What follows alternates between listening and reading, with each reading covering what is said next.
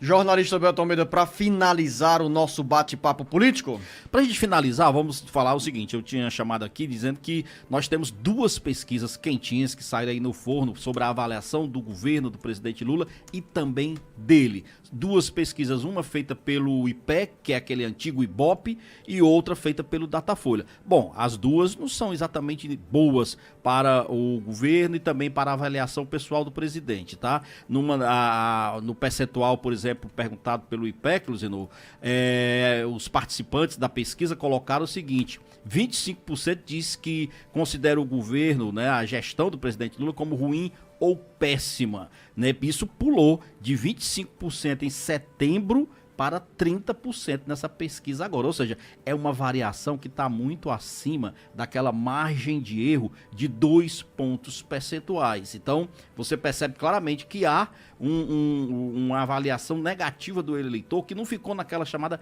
margem de erro. Mas tem outro ponto também da pesquisa que eu considero também importante, mas não é importante do ponto de vista dos dados que servem para análise, inclusive, do próprio governo do presidente Lula.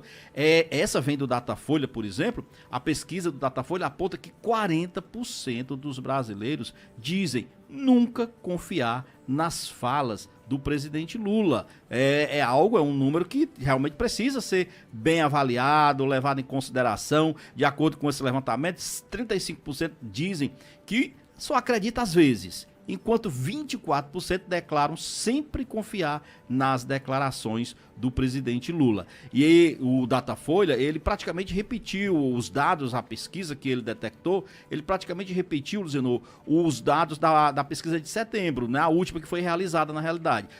Quais foram esses dados? Apontando, por exemplo, uma aprovação de 38% para o governo do presidente Lula e uma reprovação de 30%. Esses foram os dados do Datafolha. A gente vê claramente o seguinte, que o Datafolha não detectou uma alteração tão significativa em relação a essa questão da aprovação e da desaprovação, mas viu esse número aí que é, de certo modo, preocupante em relação ao índice de confiança que é dado nas falas do presidente Lula. Já o IPEC aprofundou mais essa questão dessas diferenças.